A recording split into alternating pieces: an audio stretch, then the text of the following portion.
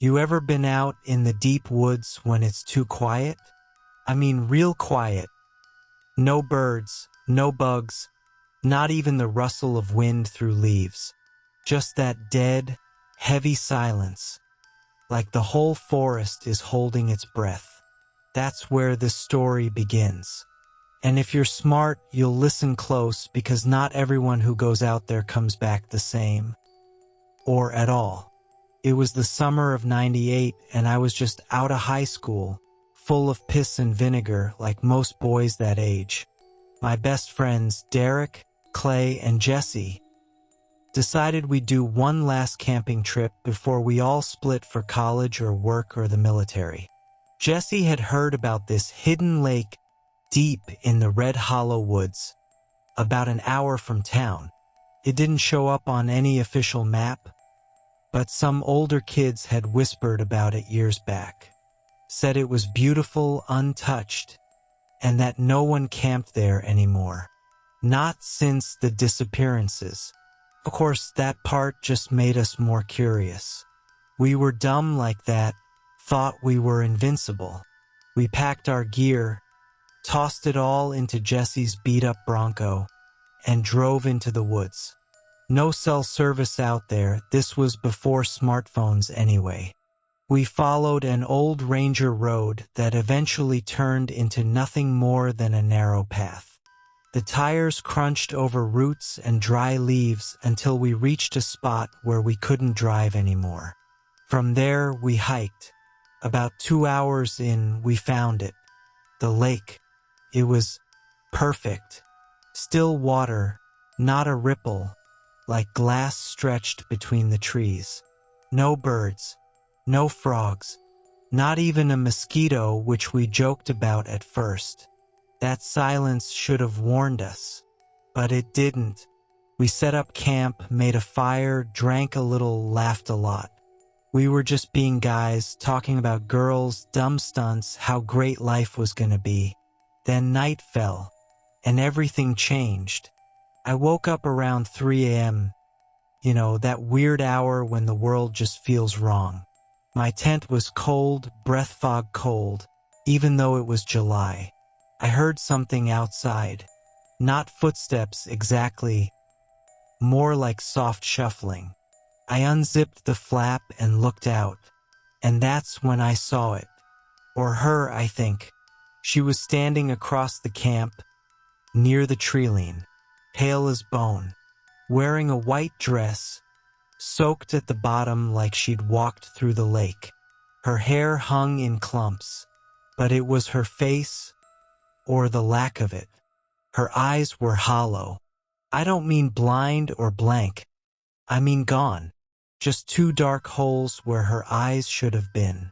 And I swear to God, she was looking at me, couldn't breathe, couldn't move. Then, as if someone flipped a switch, she turned and disappeared into the trees without a sound. I dove back into my tent, zipped it up, heart hammering like a jackrabbit in a trap. I didn't say a word until morning. None of us slept much that night, and I could tell the others felt off too. At breakfast, I asked if anyone had seen anything weird. Jesse said he had a nightmare about drowning. Clay mentioned hearing whispers, but figured it was the wind. Derek? He just looked pale and didn't say much at all. Later that day, Clay found something by the lake's edge. A doll. Old, filthy, half buried in the mud. Its eyes were missing.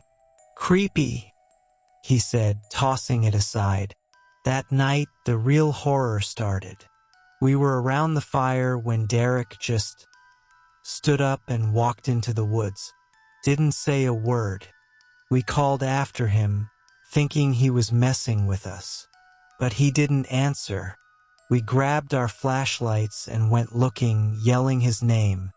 After maybe 10 minutes, we found him, just standing there, staring into the trees. Derek! Jesse shouted, walking up and grabbing his shoulder. That's when Derek turned. His eyes, they were bleeding, Thick, dark blood ran down his cheeks, and his pupils were dilated so wide, it looked like his eyes were nothing but black holes. He didn't scream, didn't speak. He just collapsed. We carried him back to camp, wrapped him in blankets. He was burning up and muttering something over and over. Just one word. Empty, empty, empty. Jesse wanted to hike out for help at first light, but I wasn't sure Derek would even make it till then. Around 2 a.m., the temperature dropped again. The fire wouldn't stay lit. Our lanterns flickered, and then we saw them. Figures at the edge of the woods. Dozens of them. Silent. Motionless. All with hollow eyes. They didn't come closer. Just stood there watching. The kind of watching that makes your bones ache. Clay freaked out and ran at them with a hatchet, yelling like a madman. As soon as he crossed into the trees, the shadows swallowed him. I mean, that literally 1 second he was there, the next gone. No sound. No scream. Just gone. I couldn't stop shaking. Jesse was crying, holding Derek, who wasn't responding anymore. Then one of the figures stepped forward. It was the same woman I'd seen before. That same soaked white dress, those same gaping eye sockets. And she smiled.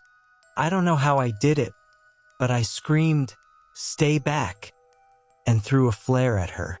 The flare landed in the dirt, burning bright red. And just like that, all the figures retreated, vanished into the woods like smoke in the wind. The next morning, Jesse and I carried Derek out. Took all day. We never found Clay.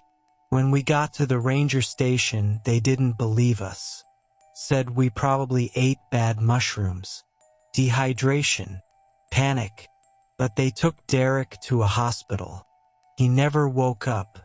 3 months later, he died. Autopsy said cerebral hemorrhage, but they couldn't explain the trauma behind his eyes. Jesse and I never spoke about it again. He moved to another state. I stayed, but I never went near Red Hollow again. But here's the thing. Last week, I got a letter in the mail. No return address, just a photograph inside. It was the 4 of us.